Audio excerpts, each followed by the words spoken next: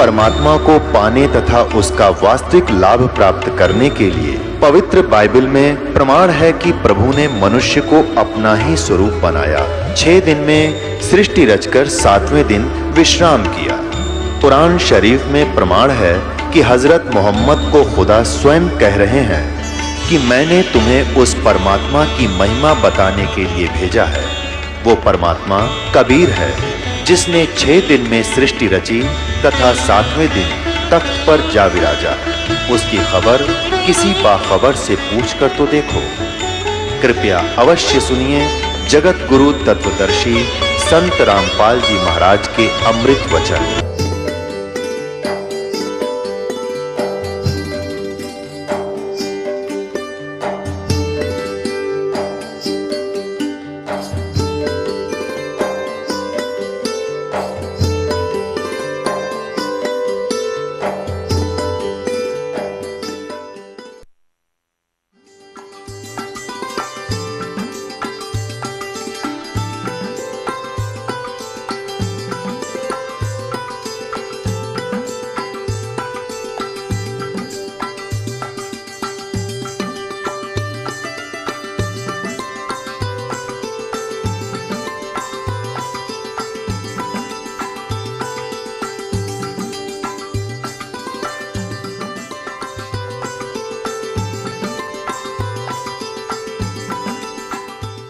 परमेश्वर कबीर देव जी ने 600 वर्ष पहले उस अपनी सच्चिदानंद घन ब्रह्म की वाणी में कबीर वाणी में कहा है, कबीर अक्षर पुरुष एक पेड़ है, निरंजन वाकी डारे, तीनों देवा शाखा है, भाई पात रूप संसारे। है 21 श्लोक में 21 सेंटेंस में अमृतवाणी में परमात्मा ने पूरा ज्ञान समझा दिया। अब ये तो आपने पढ़ लिया प्रथम मंत्र 15वें अध्याय का, ये देखिएगा। अब दूसरा पढ़ाते हैं। अध्याय नंबर 15 पंचदशो है और इसका प्रथम मंत्र आपने पढ़ लिया। आदि पुरुष परमेश्वर मूल वाले, ऊर्ध्व मूलम माने ऊपर को जड़ वाले और नीचे को अधः शाखम नीचे को शाखा वाला। ये संसार रूपी पीपल के वृक्ष को अविनाशी कहते हैं। और जिस वेद नहीं, इसके विभाग आदि पत्ते हैं।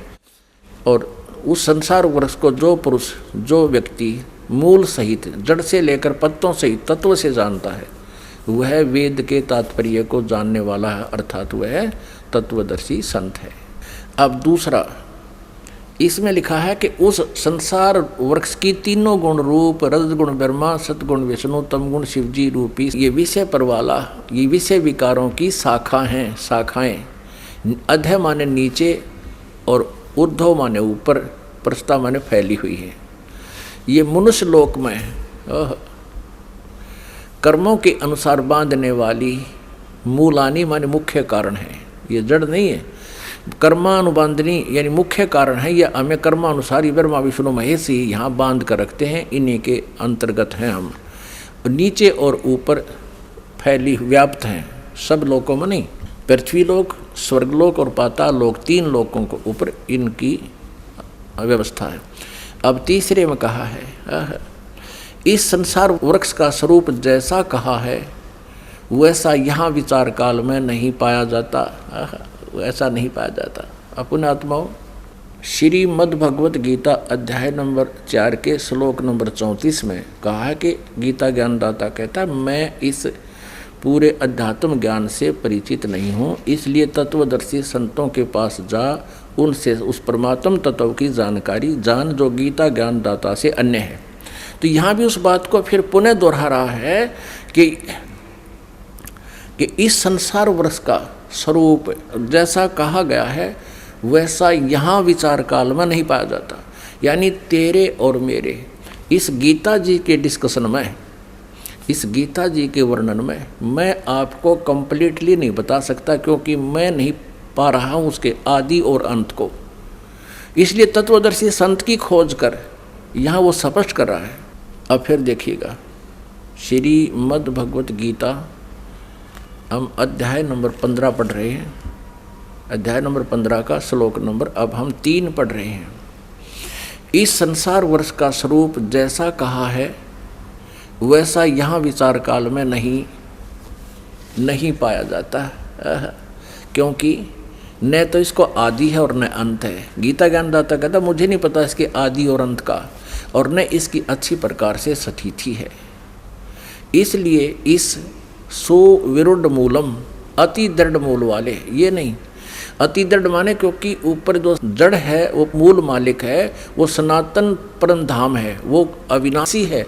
इसलिए सुविरुद्ध मूल वाले, अति दृढ़ मूल वाले, जड़ वाले संसार रूपी पीपल के वृक्ष को दृढ़ेन यानी दृढ़ असंग शस्त्रेन वैराग्य रूप शस्त्र द्वारा काटकर नहीं, उस तत्व ज्ञान रूपी शस्त्र द्वारा काटकर यानी उससे समझकर, असंग शस्त्रेन यानी तत्व ज्ञान रूपी शस्त्र से काटकर उससे समझकर, उसके पश्चात है। अब चौथे में 15वें अध्याय के चौथे में स्पष्ट कर दिया है, ये चौथा श्लोक है 15वें अध्याय का। उसके पश्चात उस परम पद रूप परमेश्वर को भली भांति खोजना चाहिए, जिसमें गए हुए पुरुष यानी साधक फिर लौटकर संसार में नहीं आते, और जिस परमेश्वर से इस पुरातन संसार वृक्ष की प्रवृत्ति विस्तार को प्राप्त हुई है, अर्थात जिस परमेश्वर ने इन सर्व ब्रह्मांडों की रचना की है, उसी आदि पुरुष परमेश्वर की नारायण के मैं शरण हूँ। गीता ज्ञानदाता कहता है आदि पुरुष नारायण के मैं शरण हूँ, उस परम अक्षर ब्रह्म के मैं शरण हूँ। इस प्रकार दृढ़ निश्चय करके उस परमेश्वर का मनन और निधि ध्यान करना चाहिए। अपुण्यात्मा, इन तत्वज्ञानहीन ऋषि मंडलेश्वरों से कोई पूछा करते हैं कि भगवान गीता ज्ञानदाता अपने से अन्य किस परमेश्वर की शरण में जाने को कहता है? ये कहते नहीं, ये अपनी ही शरण में आने को कहता है। इतना विस्तार से ज्ञान दिया है गीता जी में, इतना तरतीब वाइज ज्ञान दिया है। अब यहाँ स्पष्ट हो गया है कि गीता ज्ञानदाता कहता है मेरे और तेरे तो जन्म मृत्यु होते रहेंगे, मेरी साधना करेगा तेरे भी मृत्यु मेरी भी मृत्यु, तू ब्रह्मलोक में जाएगा, ब्रह्मलोक पर्यंत भी वापस आते हैं।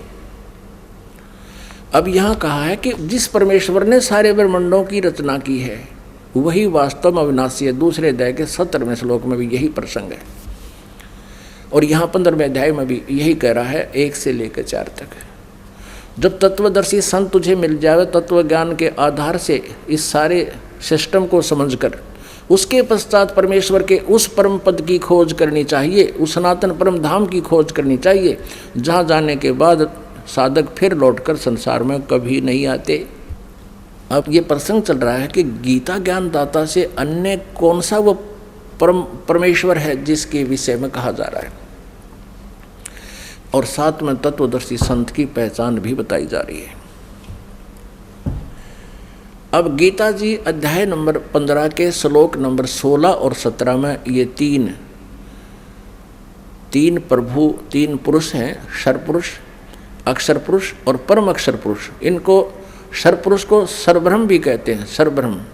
हम संत लैंग्वेज में क्षर ब्रह्म कहते हैं इसको, क्षर, और अक्षर को अक्षर बोल देते हैं हमारे महापुरुष।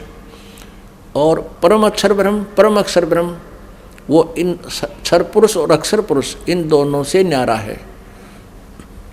गीता ज्ञानदाता क्षर पुरुष है, और 7 संग ब्रह्मांड का स्वामी जिसको तना कहते हैं, तना कहा संसार रूपी वृक्ष का, वो अक्षर पुरुष है। उसको अक्षर ब्रह्म भी कहते हैं, उसको परब्रह्म भी कहते हैं। परब्रह्म माने ब्रह्म से नेक्स्ट ब्रह्म, ये काल भी ब्रह्म कहलाता है। इसलिए ब्रह्म को से नेक्स्ट ब्रह्म को डिफाइन करने के लिए नेक्स्ट ब्रह्म कहा परब्रह्म, और उसको अक्षर ब्रह्म भी कहा है। अब जड़ जो है संसार रूपी वृक्ष की, वो परम अक्षर ब्रह्म है। अब गीता जी अध्याय नंबर 15 के श्लोक 16 और 17 में अब ये कति निर्णय हो जाएगा, जिसके विषय में गीता जी अध्याय नंबर 8 के श्लोक नंबर 1 में पूछा था अर्जुन ने कि किम तत्परम। जो 7वें अध्याय के 29वें श्लोक में आप जी तत्परम के विषय में कह रहे हो, वो किम तत्परम, तो 8वें अध्याय के 3रे श्लोक में गीता ज्ञानदाता ने कहा है वो परमक्षर ब्रह्म है। अब देखिएगा गीता जी अध्याय नंबर 15 का श्लोक 16 और 17। अध्याय नंबर 15 ये श्लोक नंबर 16। इसमें ध्यान से देखना, यहाँ लिखा है दिवौ माने दो, इमौ माने ईश, पुरुषो माने पुरुष, लोके माने संसार में, क्षर च अक्षर है, इसको हम क्षर बोलते हैं, क्षर और अक्षर। क्षर च अक्षर एव च क्षर सर्वाणी भूतानि कटुष्ट अक्षर उच्यते। इसका अर्थ है कि ये सरपुरुष है। इस पुरुष को हम यहाँ दो जगह लगा सकते हैं, सरपुरुष और अक्षर पुरुष। इस संसार में ये दो भगवान कहे जाते हैं।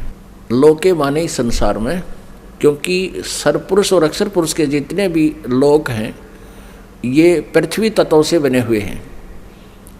इनके मटेरियल में थोड़ा सा अंतर है। सतीर्थाम जैसे कच्ची ईंट हो, एक पक्की ईंटों का इतना अंतर है। तो यहाँ बताया है कि इस संसार में, लोके माने संसार में, इस लोक में दो पुरुष हैं, दो प्रभु हैं, एक सरपुरुष और एक अक्षर पुरुष। और इन दोनों के लोकों में जितने भी प्राणी हैं वो सभी प्राणियों के शरीर तो नाशवान है, जीवात्मा किसी की नहीं मरती। इन्हीं का अनुवाद यहाँ देखते हैं। 15वें अध्याय का 16वां श्लोक। इस संसार में नाशवान और अविनाशी भी ये दो प्रकार के प्रभु हैं, पुरुष हैं। अब ये अक्षर को अविनाशी भी कहा गया है क्योंकि इसकी सतीथि काफ़ी लंबी है, इसकी आयु बहुत है, इसलिए इसको अविनाशी कहता है। लेकिन ये वास्तव में अविनाशी नहीं है। ये सरपुरुष इस संसार में नाशवान और अविनाशी भी ये दो प्रकार के पुरुष हैं। पुरुष माने प्रभु हैं, स्वामी हैं। संपूर्ण प्राणियों के शरीर नाशवान हैं और जीवात्मा अविनाशी कहा गया है। अब 70 में मैं कमाल कर दिया। इसमें कहा कि उत्तम पुरुष है तू अन्य। उत्तम पुरुष श्रेष्ठ परमात्मा तो इन दोनों से कोई और है। इस सर और अक्षर से जो 16वें श्लोक में कहा 15वें अध्याय के, उत्तम पुरुष है तो अन्य, पुरुषोत्तम तो कोई और है, अन्य परमात्मा इति उदाहरत, जिसको परमात्मा कहा जाता है। परमात्मा, परम माने श्रेष्ठ, अच्छी आत्मा कहा जाता है। और ये लोकत्रयम आविश्य विभर्ति अवैश्वर, जो तीनों लोकों में प्रवेश करके सबका धारण पोषण करता है, वो है वास्तव में अविनाशी परमात्मा।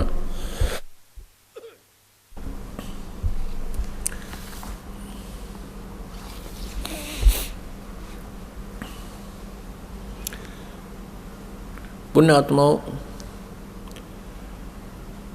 अब प्रसंग चल रहा है कि गीता ज्ञानदाता अपने से अन्य किस परमेश्वर की शरण में जाने को कह रहा है। अब उसको स्पष्ट किया जा रहा है, उस कंसेप्ट को क्लियर किया जा रहा है।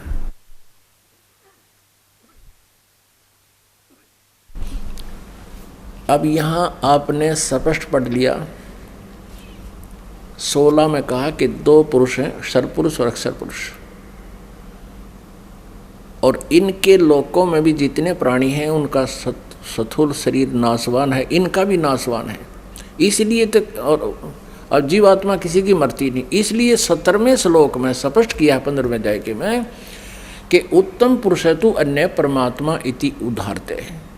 और ये लोग तरम आविश्य विवर्ती अवैश्वर है। अब सरपुरुष अक्षर पुरुष भी अविनाशी प्रभु कहलाता है। लेकिन 17 में हमें कंसेप्ट क्लियर करना किया है कति कि वो है वास्तव में अविनाशी परमात्मा। उत्तम पुरुष तो अन्य परमात्मा इति उदाहरत, यह लोक तरम आविश्य विवर्ती अवैश्वर है। वो संसार रूपी वृक्ष का वो जड़ रूपी परमात्मा है, मूल।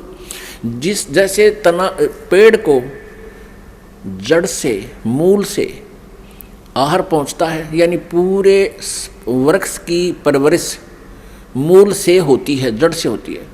तो मूल रूपी परमात्मा परम अक्षर ब्रह्म है और वही सभी का धारण पोषण करता है। उसी से सबको आहार खुराक या सब वस्तुएं कर्म वर्क डन मिलता है। और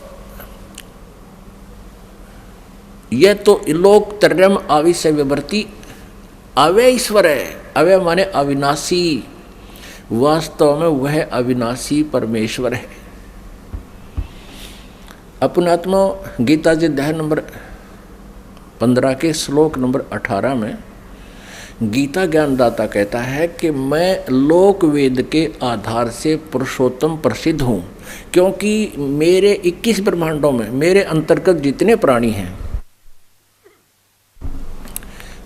कहते मेरे अंतर्गत जितने प्राणी हैं, ब्रह्मा विष्णु महेश जी या अन्य देवता या हम कीड़ी कुंजर आदि सब राजा रंग, इनसे मैं श्रेष्ठ हूँ, इनसे तगड़ा हूँ, ये मेरे अंतर्गत हैं, इनसे मैं प्रबल हूँ, इसलिए लोक वेद के आधार से मुझे पुरुषोत्तम प्रसिद्ध हो रहा हूँ, क्योंकि मैं मेरे अंतर्गत जितने प्राणी हैं उन तक श्रेष्ठ हूँ, लेकिन मैं पुरुषोत्तम नहीं हूँ, पुरुषोत्तम तो कोई और है।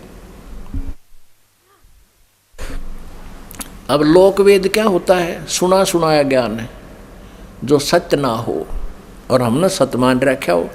जैसे हम लोक वेद के आधार से ब्रह्मा विष्णु महेश जी को अजरो अमर मानते थे, इनके कोई माता पिता नहीं हैं, इनके इतिहास इनकी जीवनी में लिखा है कि ये तो नासवान है, इनकी जन्म मृत्यु होती है और दुर्गा इनकी माता है और काल रूपी ब्रह्म ये ज्योति निरंजन क्षर पुरुष इनका पिता है। तो हम जो लोक वेद सुना था वो गलत था। इसी प्रकार ये कह रहा है गीता ज्ञानदाता 15वें अध्याय के 18वें श्लोक में, मैं तो लोक वेद के आधार से पुरुषोत्तम प्रसिद्ध हूँ, आई एम नॉट पुरुषोत्तम। ये देखना अध्याय नंबर 15 का गीता जी, और यहाँ देखिएगा ये 18वां श्लोक है। ये क्या कहता है?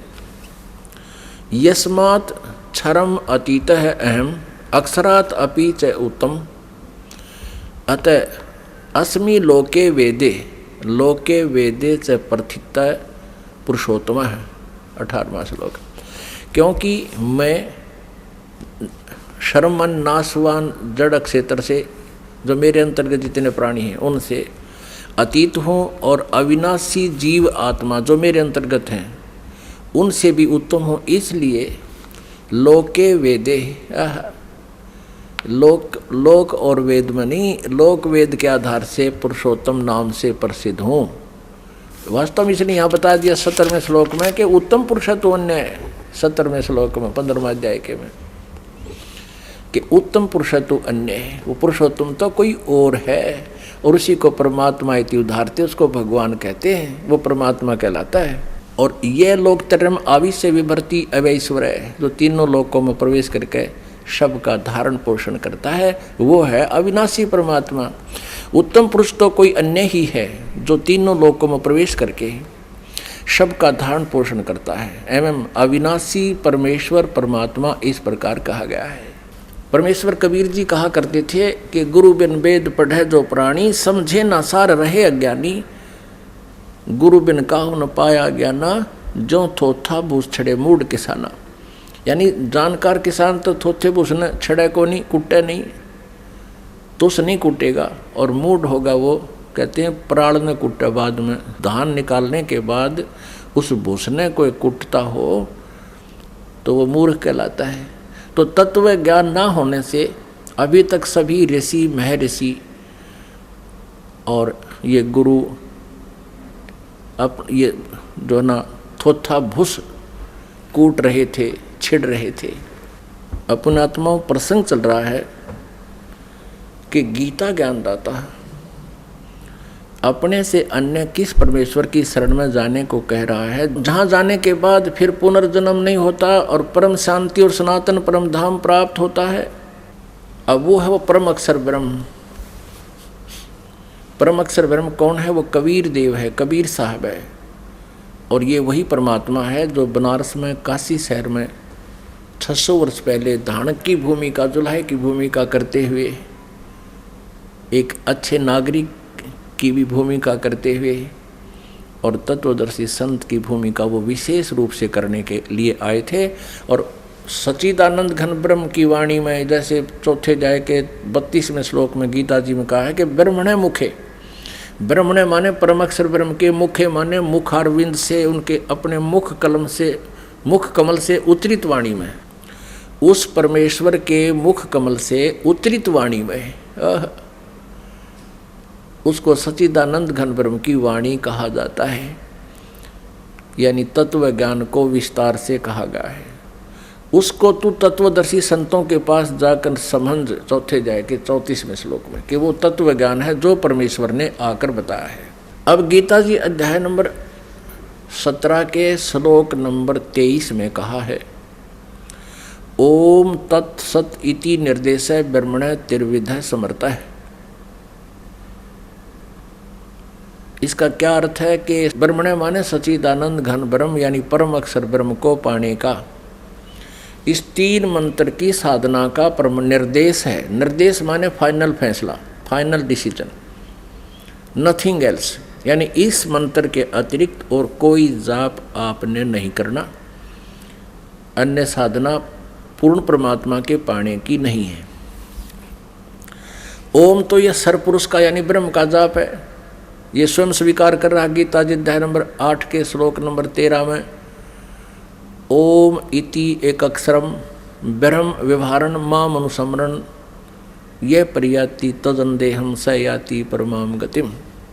माम ब्रह्म, मुझ ब्रह्म का केवल एक ओम अक्षर है, अंतिम श्वास तक जो सिमरन करता हुआ जाता है वो ओम नाम से मिलने वाले लाभ को प्राप्त करता है। ओम नाम से कौन सा लाभ मिलता है? ब्रह्मलोक प्राप्ति होती है।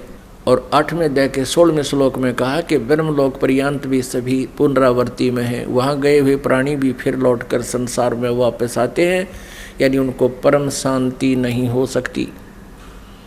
श्रीमद् भगवत गीता अध्याय नंबर 17 के श्लोक 23 में कहा कि ओम तत्सत इति निर्देश है ब्रह्मण त्रिविध समर्थ है। ब्रह्मण माने सच्चिदानंद घन ब्रह्म अर्थात परम अक्षर ब्रह्म की साधना का 3 मंत्र के जाप का निर्देश है। ओम तत्सत, ओम तो ब्रह्म का, इस सरपुरुष का, और तत् ये अक्षर ब्रह्म का जिसको परब्रह्म भी कहते हैं।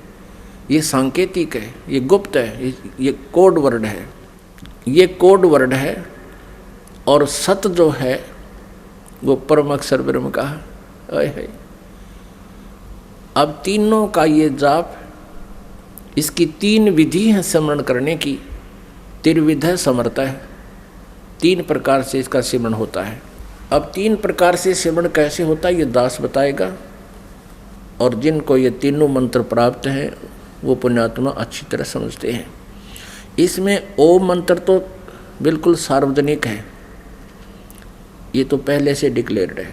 तत्सांकेतिक है, ओम और तत् मिलके 2 अक्षर का ये एक सतनाम बनता है, सच्चा नाम। सतनाम, सतनाम कोई जाप नहीं है, सच्चे नाम का संकेत है। तो ये 2 अक्षर का सतनाम बन जाता है। इसको श्वास वो श्वास से इसका सिमरन करना होता है। और फिर इस सतनाम के साथ एक ये सत मंत्र सांकेतिक है, ये और जोड़ा जाता है। फिर ये 3 मंत्र का इकट्ठा ही जाप बन जाता है। इस प्रकार सच्चिदानंद घन ब्रह्म की प्राप्ति होती है, भक्ति होती है। अब हम आते हैं गीता जी अध्याय नंबर 8 के श्लोक नंबर 1 से लेकर 10 तक आपको रूबरू कराते हैं। देखिएगा श्रीमद् भगवत गीता, ये गीता प्रेस गोरखपुर से प्रकाशित है और जयदयाल गोविंद का इसके अनुवादक है। ये देखिएगा, ये प्रथम मंत्र है 8वें अध्याय का। अर्जुन ने पूछा, किम तत्ब्रह्म, किम अध्यात्म, किम कर्म पुरुषोत्तम, अधिभूतम च किम प्रोक्तम, अधिदेवम किम उच्यते। हे पुरुषोत्तम, वह तत्ब्रह्म क्या है? तत्ब्रह्म क्या है? वह ब्रह्म क्या है? अब इस तत्ब्रह्म का कहाँ से ज्ञान हुआ अर्जुन को, ये देखना एक पृष्ठ पीछे ही 7वें अध्याय के 29वें श्लोक में। जरा मरण मोक्षाय माम आश्रित्य ये तंति ये ते ब्रह्म तत्विदु, ते ब्रह्म तत्विदु कृष्णम अध्यात्मम कर्म च अखिलम। इसका भाव ये है कि माम आश्रित है, मेरे इस वचन का आश्रय करके कि तत्वदर्शी संत की खोज कर लेता है। तत्वदर्शी संत के पास जाने से फिर उसको परमात्म तत्व का ज्ञान हो जाता है। उसके बाद कहते वो जरा मरण मोक्षाय, जो जरा माने बुढ़ापा वृद्ध अवस्था, मरण माने मोक्ष। जरा यानी बुढ़ापे और मृत्यु के कष्ट से छूटने के लिए जो प्रयत्न करते हैं वे ब्रह्म तत्विदु, तत् ब्रह्म को जानते हैं। कृष्णम अध्यात्म कर्म च अखिलम, वे तत्ब्रह्म को और सारे अध्यात्म ज्ञान को और सभी कर्मों को विदु माने जानते हैं। अब इनके द्वारा अनुवाद देखिएगा, यहाँ पर है 7वें अध्याय का 29वें का ये अनुवाद है। जो मेरे शरण होकर जरा और मरण से छूटने के लिए यत्न करते हैं, जरा माने वृद्ध अवस्था, मरण माने मृत्यु, वे पुरुष, वे व्यक्ति, तत् माने उस, तत् ब्रह्म, ब्रह्म को, तत् ब्रह्म, देखो तत् ब्रह्म, उस ब्रह्म को संपूर्ण अध्यात्म को तथा संपूर्ण कर्मों को जानते हैं।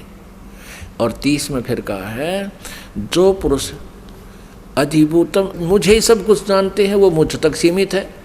जो पुरुष अधिभूत और अधिदेव सहित तथा अधियज सहित सब का आत्मा मुझे अंत काल में जानते हैं, अंत काल में भी जानते हैं, वे युक्त चित्त वाले पुरुष मुझे ही जानते हैं।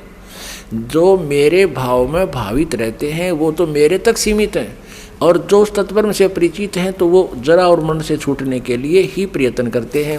तो ये तुरंत बाद 8वां अध्याय शुरू हो जाता है, यहाँ 7वां समाप्त हो जाता 30 श्लोक में। इस 8वें अध्याय के प्रथम मंत्र में अर्जुन ने पूछा कि किम तत्ब्रह्म, फिर वो क्या है वो तत्ब्रह्म, और अध्यात्म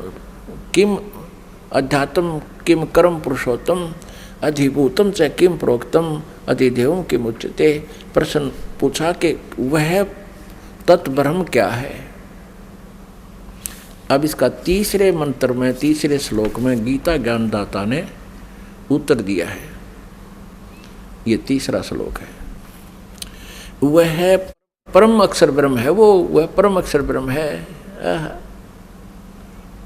अब पुण्य आत्माओं स्पष्ट हो गया, वह परम अक्षर ब्रह्म है। गीता ज्ञानदाता अपने से अन्य परम अक्षर ब्रह्म की जानकारी बताता है। फिर अब अपनी और उस परम अक्षर ब्रह्म की दोनों की पैरेलल यानी समांतर बता रहा है कि मेरी साधना करनी है तो तुझे ब्रह्मलोक प्राप्ति होगी। ब्रह्मलोक में गए हुए प्राणी का भी जन्म मृत्यु होता है, तो इसलिए मेरी शरण में रहना है तो युद्ध भी करना पड़ेगा, शांति नाम की चीज़ नहीं। और यदि परम शांति चाहिए तो उस परमेश्वर की शरण में जा। गीता अध्याय नंबर 18 के श्लोक नंबर 62 और 66 में यही संकेत है, उसकी शरण में जा। अब यहाँ कह रहा है 8वें अध्याय के 5वें श्लोक में और 7वें में और 8वें अध्याय के 13वें श्लोक में कहा कि मुझ ब्रह्म का ओम इति एकाक्षरम ब्रह्म व्यवहारण माम अनुस्मरण ये प्रयाति तजन देहम स याति परमाम गतिम।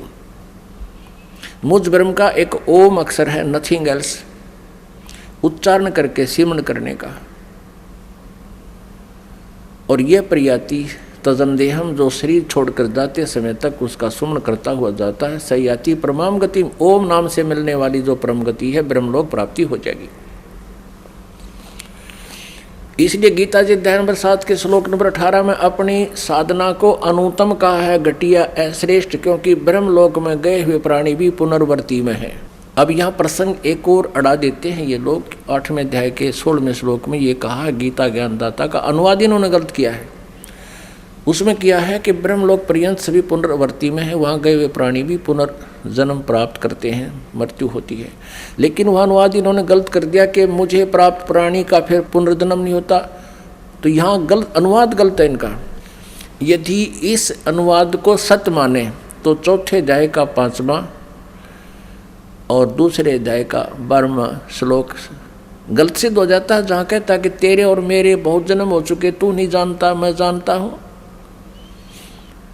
तो यह अनुवाद गलत है। तो यहाँ ये आपको भ्रमित कर सकते हैं, इसलिए कंसेप्ट सारे क्लियर करने पड़ रहे हैं। अब हम आते हैं कि गीता ज्ञानदाता 8वें अध्याय के 5वें और 7वें और 13वें श्लोक में कहता है कि मेरा ओम एक अक्षर है, एक ब्रह्म, ओम मंत्र है, और जो इसकी साधना करता है, इससे ये मेरी साधना का मंत्र है, तो कहते तू मेरी साधना कर और मुझे ही प्राप्त होगा, पर युद्ध भी करना पड़ेगा, युद्ध भी कर, मेरा स्मरण भी कर। गीता जी अध्याय नंबर 8 के श्लोक नंबर 6 में कहा कि ये नियम है कि अंत समय में जो जिसकी साधना करता हुआ जाता है उसके भाव में भावित रहता है, उसी में उसी की आस्था बनी रहती है। परमात्मा ने अपनी सच्चिदानंद घन ब्रह्म की वाणी में कहा है, तत्व ज्ञान में कहा है कि जहाँ आशा ताबासा होई, मन कर्म वचन सुमरियो सोई। जहाँ अंत समय में तेरी आस्था रहेगी वहीं तेरा जन्म होगा, जहाँ आशा रहेगी। अब हम परम अक्षर ब्रह्म में आस्था बनाएंगे तो उसको प्राप्त हो जाएंगे, और जो ब्रह्म में आस्था रखते हैं तो ब्रह्म लोक चले जाएंगे, उसकी साधना ठीक करते हैं तो। और जो करते हैं हरे राम हरे कृष्ण राधे श्याम राधे राधे श्याम मिलाते, और वो आशा करते हैं ब्रह्म लोक जाने की, सपने में भी नहीं जा सकते। वो तो ओम एक अक्षर है, और वो भी पूरे संत से लेकर जो अधिकारी हो उससे लेकर जाप करने से ही वो लाभ भी तब प्राप्त होगा। अब यहाँ स्पष्ट हो गया 8वें अध्याय के 13, 5 और 7 मंत्र में कि तू मेरा सिमरण कर मुझे प्राप्त होगा। देखिएगा, आपके रूबरू कराते हैं पवित्र सदग्रंथ को। 8वें अध्याय का ये 5वां मंत्र है, जो पुरुष अंत काल में भी मुझको ही स्मरण करता हुआ शरीर को त्याग जाता है वह मेरे साक्षात स्वरूप को प्राप्त होता है, इसमें संशय नहीं है। ये साक्षात स्वरूप अनुवाद गलत किया इन्होंने। उसने तो प्रतिज्ञा की है कि मुझे वो प्राप्त कर नहीं सकता, लेकिन ब्रह्मलोक जा सकता है। मत भावम, मेरे भाव में भावित रहता है, मेरे भाव को प्राप्त होता है, यानी मेरे में आस्था रह जाती है। और 6 में कहा है, 8वें अध्याय के 6 श्लोक में कि हे कुंती पुत्र, अंत काल में जिस भी भाव को स्मरण करता हुआ शरीर का त्याग करता है उसको ही प्राप्त होता है, सदा उसी के भाव से भावित रहता है। तत्भावम भावती, ये भाव माने उसी के भाव में भावित रहता है। यहाँ इन्होंने अनुवाद गलत कर दिया है कि मेरे साक्षात स्वरूप को प्राप्त होता है, 5वें में गलत किया है। स मत भावम, मेरे भाव में रहता है, मेरे में उसकी आस्था रहती है। यहाँ स्पष्ट हो गया है ये 6 में, वो तत्भावम भावती, वो उसी भाव में भावित रहता है, यानी उसी में आस्था रहती है। अब 7वें में कहा है, हे अर्जुन, सब समय में मेरा स्मरण कर और युद्ध भी कर। स्पष्ट कहता है मेरे शरण में रहना तो युद्ध करना ही पड़ेगा, कंपलसरी है, तुझे शांति नहीं हो सकती। इसलिए सब समय में मेरा स्मरण कर और युद्ध भी कर। इस प्रकार मुझ में अर्पण किए हुए मन बुद्धि से युक्त होकर निसंदेह मुझको ही प्राप्त होगा। अब पुण्यात्माओं, ये तत्व ज्ञानहीन प्राणी कहा करते, गीता जी अध्याय नंबर 8 के श्लोक नंबर 5 और 7 को सुनाकर चैप्टर क्लोज कर देते थे कि भगवान कहता है मेरी शरण में आ, मुझे ही स्मरण कर, मुझे ही प्राप्त होगा, निश्चिंत, और युद्ध भी कर, मेरा स्मरण भी कर। लेकिन 8, 9, 10 को कौन ही बताया इन्होंने कभी भी। उसमें स्पष्ट किया है कि उस परमेश्वर की जो भक्ति करता परम अक्षर ब्रह्म की, और उसकी साधना गीता जी अध्याय नंबर 17 के श्लोक नंबर 23 में उसकी भक्ति की विधि बता दी। ओम तत्सत, इस 3 मंत्र के जाप से, ओम सरपुरुष का जिसे ब्रह्म भी कहते हैं, और तत् और सत सांकेतिक हैं, गुप्त हैं, कोड वर्ड हैं। वो अक्षर पुरुष का, तत् अक्षर पुरुष का, और सत परम अक्षर पुरुष का, परम अक्षर ब्रह्म का। तो वो तत्वदर्शी संत बताएगा, ये दास है वो तत्वदर्शी संत।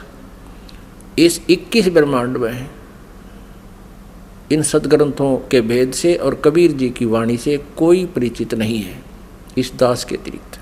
या वो महात्मा जिनको परमात्मा मिले थे, उन्होंने तो अपनी अमृत वाणी में वो लिखा ही है सारा ज्ञान, उनकी वाणी को भी कोई समझ नहीं सका। इस दास के ऊपर कृपा की परमात्मा ने, वो सभी भेद अब खुला है। अब देखिएगा 8वें अध्याय के 8, 9, 10 में गीता ज्ञानदाता अपने से अन्य उस परम अक्षर ब्रह्म की साधना करने को कह रहा है।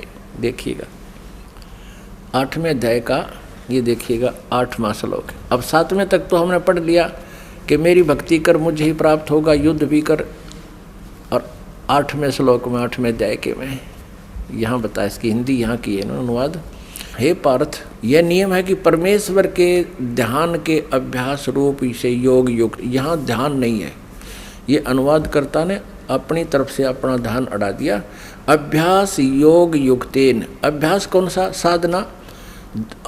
3 मंत्र के जाप दिए जाएंगे, उसका अभ्यास करना। उस अभ्यास रूप योग माने भक्ति से युक्त, दूसरी ओर न जाने वाले चित्त से, यानी किसी और साधना में ध्यान नहीं दे, और एकाग्र चित्त से भक्ति करता हुआ, निरंतर चिंतन करता हुआ मनुष्य परम दिव्यम पुरुषम, परम माने परम, उस उत्तम पुरुष को, परम अक्षर ब्रह्म को प्राप्त होता है। परम दिव्यम, परम प्रकाश रूप दिव्य पुरुष को अर्थात परमेश्वर को ही प्राप्त होता है। गीता ज्ञान दाता से अन्य है, ये स्पष्ट कह रहा। अब ये तो अब देखिएगा 9वें श्लोक में, इसमें स्पष्ट किया है कव्यम पुराणम अनुशासिताराम अणो अणि यांसम अनुसमर्ते, यह सर्वस्य धाताराम अचिंत रूपम आदित्य वर्णम तमश प्रस्तात्। जो पुरुष यानी जो साधक, यहाँ कव्यम का अर्थ अभी नहीं बताएंगे वास्तविक क्या है, पर इन्हीं के अनुवाद से आप आसानी से समझ लोगे। वैसे कवि का अर्थ सर्वज्ञ नहीं होता, यहाँ कबीर देव लिखना था, वो कबीर देव परमात्मा है।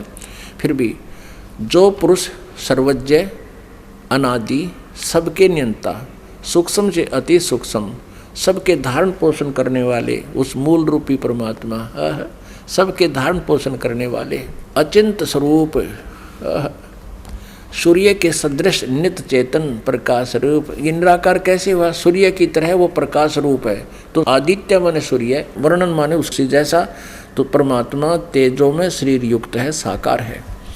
अविद्या से अति परे, यानी तत्व ज्ञान हीन प्राणी नहीं समझ सकता, वो तत्व ज्ञान से उसको जाना जाता है। अति परे सच्चिदानंद घन परमेश्वर का श्रवण करता है। अब 8वें अध्याय के 10वें श्लोक में स्पष्ट कर दिया, वह भक्ति युक्त साधक व्यक्ति अंत काल में भी योग बलेन, योग बल से यानी भक्ति की शक्ति से, उस 3 मंत्र की भक्ति की शक्ति से व्याकुटी के माध्यम मध्य में प्राणों को अच्छी प्रकार स्थापित करके फिर निश्चल मन से स्मरण करता हुआ उस दिव्यम परमम पुरुषम, पुरुष माने परमात्मा परमेश्वर, उस दिव्य रूप परम पुरुष यानी परमात्मा को ही प्राप्त होता है, तत्ब्रह्म को प्राप्त होता है, परम अक्षर ब्रह्म को प्राप्त होता है। 18वें अध्याय के 62वें श्लोक और 66वें श्लोक में गीता ज्ञानदाता अपने ही शरण में आने को कहता है। वो बिल्कुल अज्ञानी हैं, वो झूठ बोल रहे हैं, उनको इस श्रीमद् भगवत गीता जी का बिल्कुल ज्ञान नहीं। अब ये स्पष्ट हो गया कि गीता ज्ञानदाता से अन्य एक परम शक्ति है और उसकी शरण में जाने से परम शांति और सनातन परम धाम प्राप्ति होगी। पुण्यात्माओं, परमेश्वर कबीर देव जी वो हम सब आत्माओं के हमदर्द हैं, हितैषी हैं। अब गीता जी अध्याय नंबर 15 के श्लोक नंबर 17 में 2 महत्वपूर्ण शब्द विशेष लिखे हैं। एक तो ये कहा कि उत्तम पुरुष तो अन्य परमात्मा इति उद्धारते। ओए होए, उत्तम पुरुष श्रेष्ठ परमात्मा तो कोई और है। 16वें अध्याय में वर्णित सरपुरुष और अक्षर पुरुष से कोई अन्य है। और परमात्मा इति उद्धारते है, जो भगवान कहा जाता है। पुण्यात्माओं,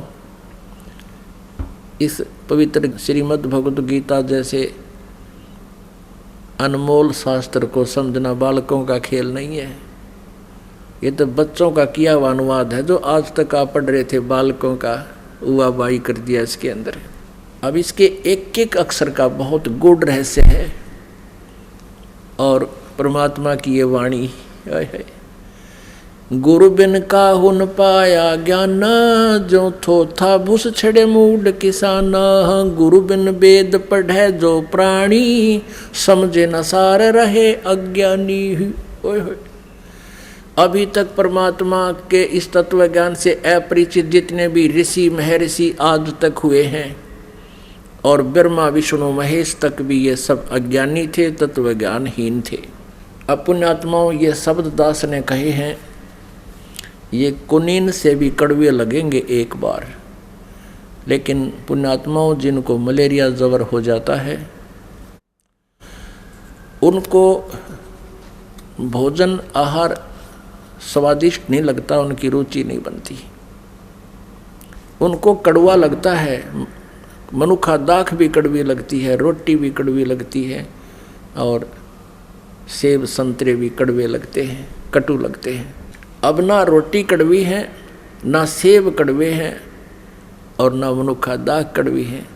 उस मलेरिया जवर ने उनके शरीर की व्यवस्था को कंडम कर दिया, इतना बिगाड़ दिया कि मीठी वस्तु भी कड़वी लगती है। अब उसका ट्रीटमेंट क्या है कि कड़वी कुनीन ही खानी पड़ेगी, जिससे ना चाहते भी फांकी मारनी पड़ेगी, ताकि वो जवर उतरे और फिर रोटी वैसे ही स्वादिष्ट लगे। तो ये अज्ञान रूपी जवर हो गया आप जी के। अब ये तत्व ज्ञान रूपी कुनीन आपको खिलाई जा रही है, तो इसको आप स्वीकार नहीं कर रहे। ये रोटी थी खाने की प्रतिदिन परमात्मा का ये तत्व ज्ञान, और ये आज हमें अच्छा नहीं लग रहा, नहीं सवारा, क्योंकि हम कबीर जी को भगवान मानने को तैयार नहीं। क्यों नहीं तैयार? क्योंकि अज्ञान रूपी जवर से हम पीड़ित हैं, और उस अज्ञान रूपी जवर को हटाने के लिए ये तत्व ज्ञान रूपी कुनीन खानी पड़ेंगी। ये कड़वी लगे तो भी खानी पड़ेंगी, नहीं तो ये जवर नहीं समाप्त होगा। तो ये दास ने जो शब्द बोला है कि ब्रह्मा विष्णु महेश नासवान, और ये तत्व ज्ञानहीन, सतयुग से लेकर आज तक ये सारे अज्ञानी तत्व ज्ञानहीन थे, ये वेद ज्ञानहीन थे, इनको वेदों का पता नहीं था। तो ये कुनीन है, और आप जी को ये खानी पड़ेगी यदि ये अज्ञान नाश कराना है, इस अज्ञान रूपी जवर का नाश कराना है, तो आपने खानी पड़ेंगी। अब आपको खिलाएंगे आराम से और सदग्रंथों में प्रमाणित करेंगे, आप आराम से ग्रहण करोगे। क्योंकि बालक होते हैं ना बच्चे, उनको तो माता पिता या डॉक्टर ज़बरदस्ती कुनीन किसी वस्तु में घोल घाल कर ज़बरदस्ती पिलाता ही पिलाता है। और जब बच्चे समझदार होते हैं और बड़े होते हैं, जो उनको पता भी है कि कड़वी है, और वो फिर भी खा जाते हैं, उनको पता खाना ही पड़ेगा। तो इसी प्रकार आप जी, आप समझदार हो गए हो, बालक नहीं हो, आप जी ने या कुनीन खानी पड़ेगी। अपुण्यात्माओं, तत्व ज्ञान रूपी अमृत बरसे और ऊपर तो भगवान बरसे, देख दो दो मौज मचा रखी।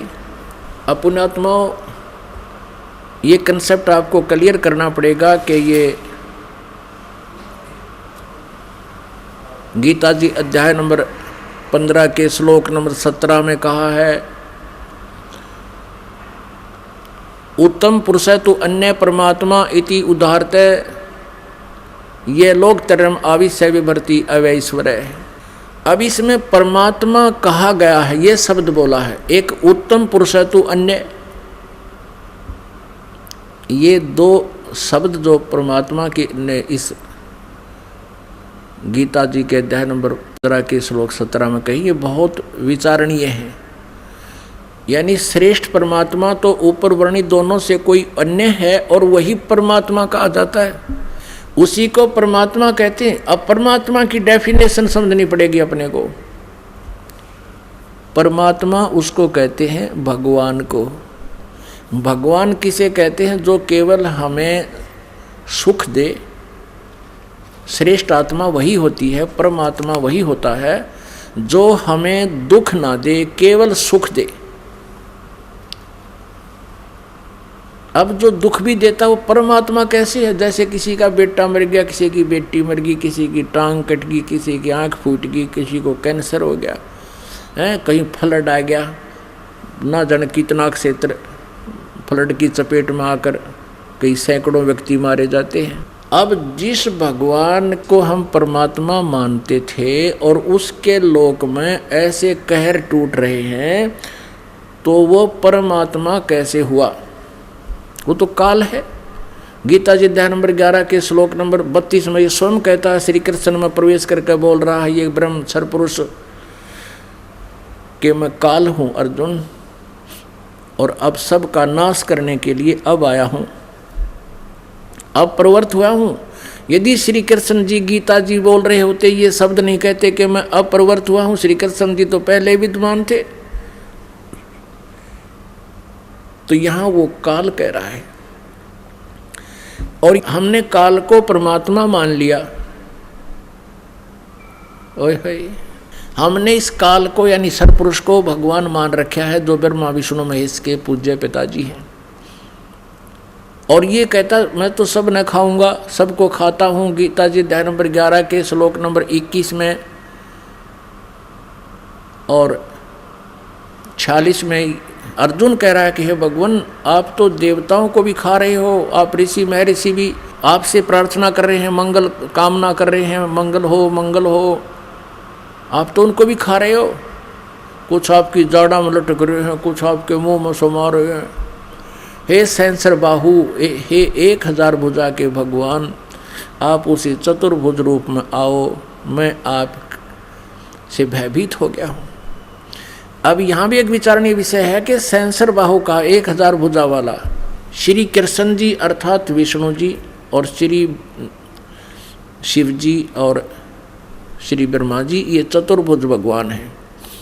और अर्जुन उनको श्री कृष्ण जी को विष्णु ही मान रहे थे, जबकि उस काल को श्री कृष्ण अर्थात विष्णु मान रहा था अर्जुन, लेकिन वो तो 1000 भुजा का भगवान है, ये सरपुरुष है।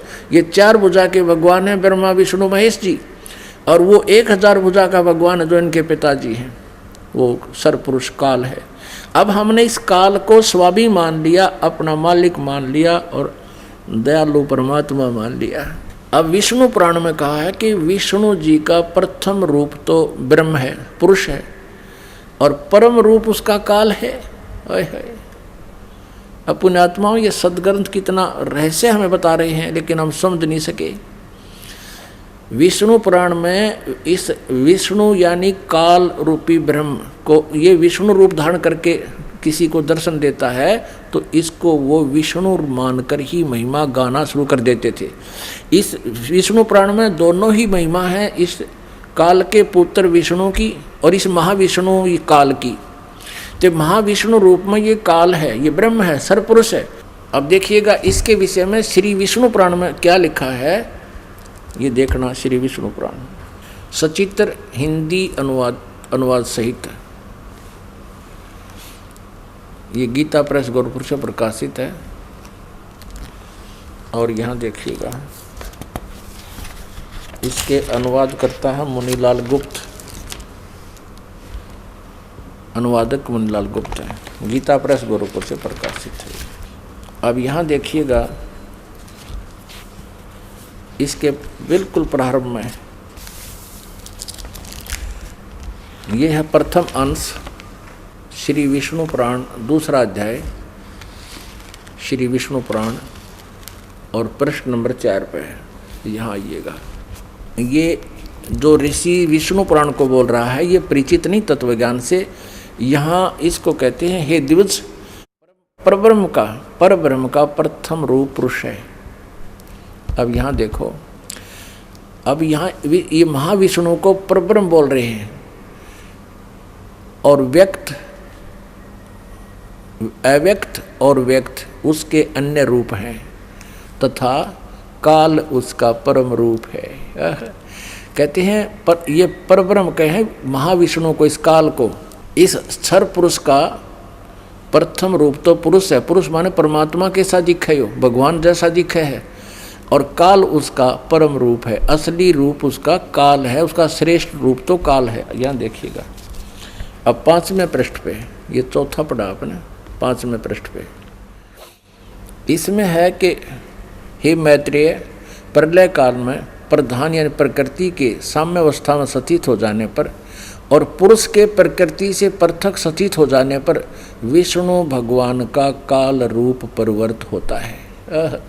अपनात्मा ये काल विष्णु कहो, ये महाविष्णु है, विष्णु जी का पिता। जैसे आप जी ने श्रीमद् देवी भागवत के 3 स्कंद में देखा था कि देवी दुर्गा जी ने इन तीनों पुत्रों को, ब्रह्मा जी, विष्णु जी, शिव जी को एक विमान में बिठाया, ऊपर घुमाया। ऊपर जाके इन्होंने देखा, एक ब्रह्मा और देखा, एक विष्णु और देखा, एक शिव और देखा। ये काल था वहाँ महाब्रह्मा, महाविष्णु, महाशिव रूप में।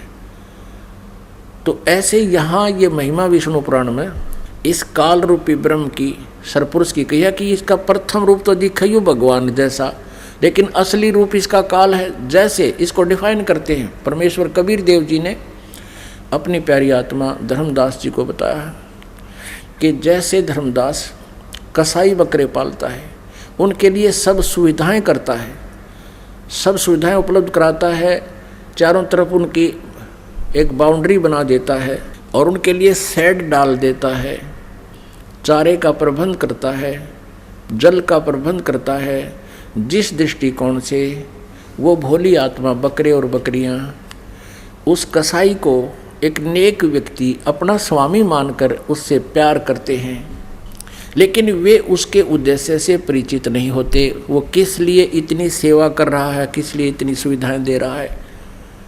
और फिर जब उसके डिमांड आती है 5-4 बकरों की, फिर वो ना देखता किसका बेटा मरेगा, किसकी बेटी ना ले जाएगा निकाल के, किसकी माँ या किसी का बाप, वो तो डंडा लेकर और निकाल लेता मोटे मोटे छोटे छोटे जितने भी जैसे चाहिए। अपनात्माओं इस काल का, विष्णु का या परब्रह्म जिसको ये कह रहे हैं, ये काल है, सरपुरुष है। इसका प्रथम दृष्टिकोण से देखें तो ये भगवान ने पढ़ा है। देखो कितनी बढ़िया पृथ्वी दे रखी है, काजू, किस्मत, सेब, संतरे, गेहूँ, चना, बाजरा, ज्वार, कितने अच्छे प्रकार का खाद्य आहार हमें उपलब्ध करवा रखा है। और पृथ्वी में कितना मीठा जल, दरियाएं बहा रखी हैं, कैसे वर्षा होती है, सूर्य उदय हो रहा है, अस्त हो रहा है, कितने सुंदर व्यवस्था कर रखी है।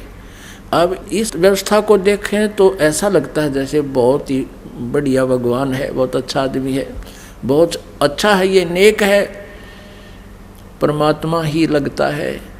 और फिर देखें किसी का बेटा मर गया, किसी की बेटी मर गई, कहीं पर फ्लड आ गया, कि तब भूकंप आ गया, दुर्घटना में एक परिवार के 3-3 व्यक्ति मारे जा रहे हैं। ये 1 लाख मानव शरीरधारी प्राणियों के सूक्ष्म शरीर को तपतशिला पर भूनकर, एक तवा है वहाँ पर, इसका बहुत बड़े पत्थर की टुकड़ी संगमरमर जैसी, वो अपने आप हीट रहती है उसमें, और उस पर भून कर खाता है। इसको श्राप लगा हुआ, उसके लिए सब व्यवस्था इसने काल ने कर रखी है। अब ये तो कंसेप्ट क्लियर हो गया कि इसलिए गीता जी अध्याय नंबर 15 के श्लोक नंबर 17 में कहा कि उत्तम पुरुष तो अन्य है, परमात्मा इति उदाहरते, जिसको भगवान कहा जाता है वो है श्रेष्ठ परमात्मा, तो कोई और है गीता ज्ञानदाता से भी, और सर और अक्षर पुरुष से दोनों से अलग है, सर पुरुष और अक्षर पुरुष से। और फिर कहा कि वही तीनों लोकों में प्रवेश करके सबका धारण पोषण करता है, वो है अविनाशी परमात्मा। अपनात्मा गीता जी अध्याय नंबर 15 के श्लोक नंबर 16 में अक्षर पुरुष कहा है, अक्षर माने अविनाशी होता है। अब आपने सृष्टि रचना में सुना है कि परमेश्वर परम अक्षर ब्रह्म ने, कबीर देव जी ने अपने पुत्र अचिंत से कहा था कि तू सृष्टि रच। वो देखना चाहते थे, उनको ये आगाह कराना चाहते थे कि समर्थ का काम समर्थ ही कर सकता है। तो अचिंत ने परमात्मा से प्राप्त वचन से, क्योंकि परमात्मा परमेश्वर ने कह दिया था कि तू सृष्टि रच, तो वो वचन चला गया, मालिक की शक्ति उसके पास पहुंच गई। उससे उसने इस अक्षर पुरुष की उत्पत्ति की, एक व्यक्ति उत्पन्न किया अपना पुत्र वचन से, और उसका नाम अक्षर पुरुष रख दिया कि ये अविनाशी हो गया, अविनाशी बच्चा है मेरा। इसलिए वो अक्षर पुरुष कहलाया, लेकिन वो वास्तव में अक्षर नहीं है। अब देखो, सरपुरुष तो सीधा अंडरस्टूड है, नाशवान। अक्षर पुरुष ये अविनाशी का है। अब इससे क्लियर होगा। अब गीता जी